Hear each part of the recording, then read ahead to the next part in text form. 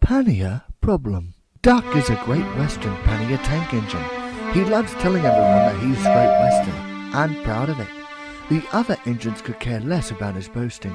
One day, Duck puffed in the napkin with a small goods train. He headed over to the yard to fill up on water. Sir Topham Hatt came to see him. "Duck, I need you to go to Vicarstown to meet a new engine. His name is Rodney. He'll be working on your branch line pulling goods trains." Duck was eager to meet a new engine. "Yes, sir. Right away, sir." Duck steamed out of Knapford Yard. Duck was steaming along the track. He puffed through the countryside and saw Vicarstown in the distance.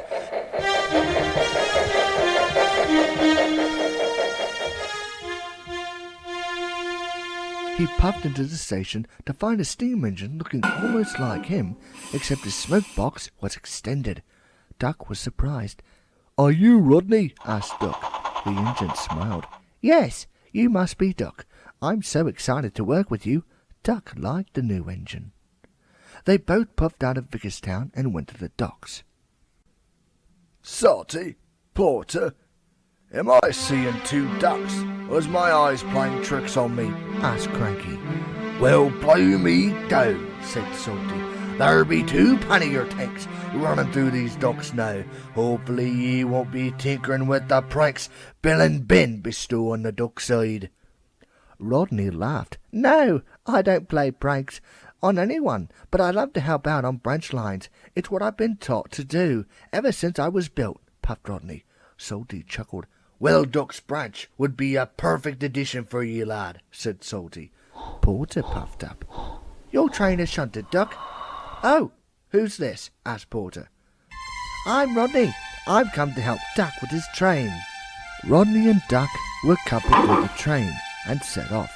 Rodney was at the front and pulled with a jolt. "Watch it when you're the front of a double-headed train. You'll cause damage to your couplings." Rodney didn't listen. Later, the two Panniers puffed in the Ellsbridge station. Rodney stopped at a red signal with a bump. Duck was cross.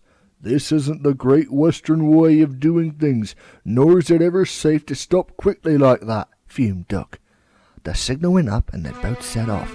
The two engines arrived back at Knapford Station, and Rodney was taking on water. "Remember, Rodney, you need to control yourself, because Sir Topham Hatt runs his railway very strictly," he said. "I know what I'm doing, Montague, and you call yourself Great Western. I just want to have a bit of fun. Is that too much for you?" said Rodney crossly. Duck was shocked. "I don't have to put up with your immaturity. Now, if you'll excuse me, I have a train to take," said Duck, and he steamed away. Rodney was thinking about a reply until there was a commotion at the station. The passengers were waiting for an engine to take them to Vicarstown to see the Flying Scotsman. He puffed up to the station platform. A porter saw Rodney and told him to take the passengers. Rodney was excited. He puffed up to the train and set off. Sadly, he had no idea where he was going. A while later, Duck arrived back at Knapford to collect his passengers. The porter was confused. "Duck, what are you doing here?" "I'm here to take the passengers to Vicarstown," he replied. Just then Sir Topham Hatt walked onto the platform. "Where on earth is Rodney? He's supposed to pull that goods train over there," he said. The porter walked up. "I think he's taken the passengers, sir," said the porter. "If Rodney's taken the passengers, not knowing where he's going, we need to find him," boomed Sir Topham Hatt. "Take that goods train with you too." Duck set off with his goods train. He was just leaving when he heard a familiar whistle. "That's Rodney," said Duck. Rodney had no idea he was going back the way he came. He rounded the bend and saw Duck heading towards him. Luckily, a quick-thinking shunter tried diverting Duck onto another track, but it was too late. Rodney slammed into the side of Duck, knocking him over onto his side. But it wasn't over yet. Gordon came rushing through much too quickly and crashed into the back of Duck's train, causing trucks to be all over the tracks.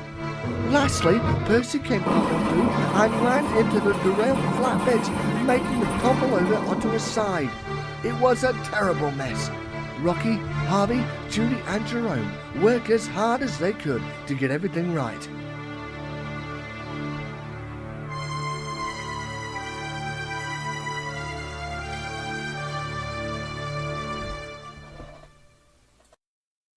Later at the shed, Sir Topham Hatt was furious. Rodney, you have caused a major problem today with that stunt you pulled this afternoon. Why do you think it was a good idea to pull passengers when you don't even know the line? You need to learn the line first, then do the jobs that I assign you. I'm terribly sorry, sir, Rodney quivered. I hope you are, and you'll be staying in the shed until I feel you have redeemed yourself. Remember, think before you act. And with that, Sir Topham Hatt shut the door and left Rodney there in the cold, dark shed.